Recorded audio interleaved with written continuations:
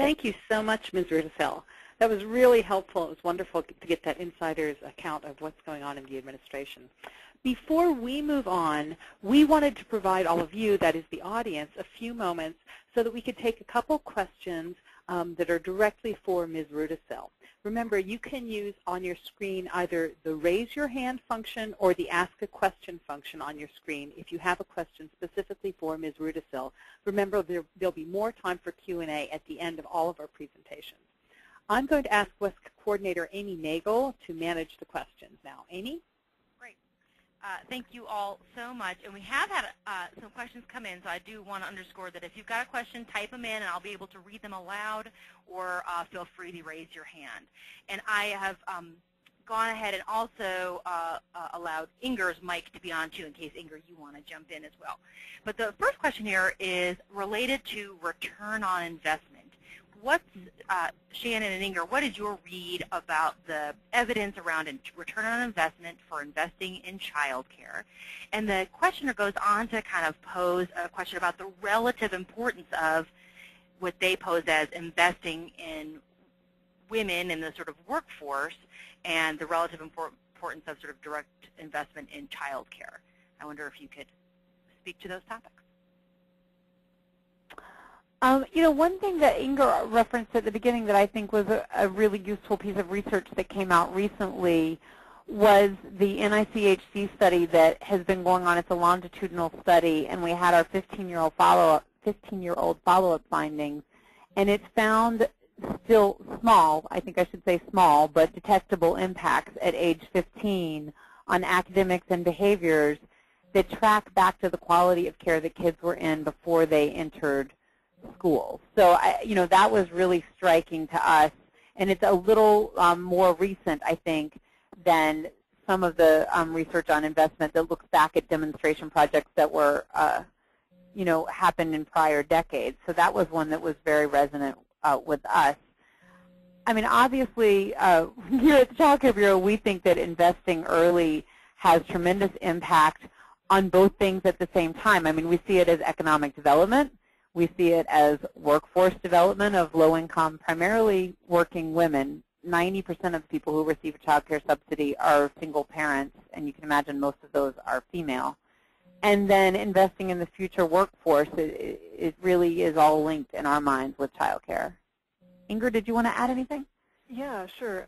Just quickly, so there's been considerable research that shows the return on investment to investing in ECE.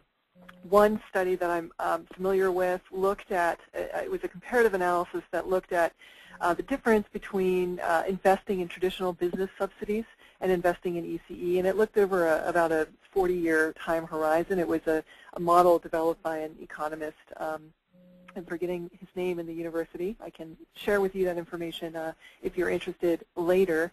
But he basically found, so he modeled the return to ECE and the return to traditional business subsidies over this time period, and found that at about after about 26 years, so when the child has grown up and is now in the labor force, the effects of quality ECE outweigh the effects of investing in traditional business development subsidies.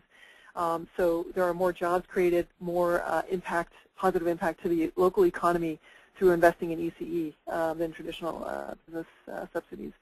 That's one study that I think is pretty critical. And then there's been a wealth of other research that has talked about the sort of more near-term cognitive, behavioral kinds of benefits to investing in ECE. So again, I've got a number of these reports on hand. If folks are interested in getting them, please just let me know. And I would also commend to people that you might check out Dr. Mildred Warner's work on economic development at Cornell University, which I think many people might be aware of, that there's some good data on that website as well. Right. Great. We'll take one more question. We've had quite a number of folks dial in, so rest assured we'll get to all of you at some point. But let me just ask one more. This is a kind of a quick one that Shannon can fill us in on. The questioner would like to know, where can we find out our state's eligibility determination period for child care? It sounds like the state can make all kinds of decisions on this. How does that work? Who makes the decision? Shannon, if you could fill us in kind of in brief. Oh, sure. So Within current law, states set basically 3 core things for child care. They set the eligibility level as long as it's under 85% of state median income, and because of funding, they all set it under 85% of state median income, pretty much. There are a couple of exceptions. They set the reimbursement rates to providers. They set, and they set also any priorities for services. So with the eligibility processes, states have to file a CCDF plan with us every 2 years, and in that plan they tell you how often they're going to redetermine eligibility.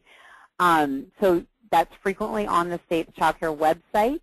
If you visit our website, which is on the end of the PowerPoint, you could link over to that website, or you could go to the National Child Care Information Center and look for that information or link to your state's child care website. I would say one other thing, and then I'll turn it back because I know time is important here. It's also not just how often they look at eligibility, but it's also how many changes in eligibility could knock you off the subsidy. So how wide a berth do they allow your wages to grow before you lose your subsidy, for example? And I think it's a really important policy area for folks to look at in their states. And we're working with the states on it as well. I mean, they really are eager to smooth out these bumps for low-income working families. Okay, Lynn?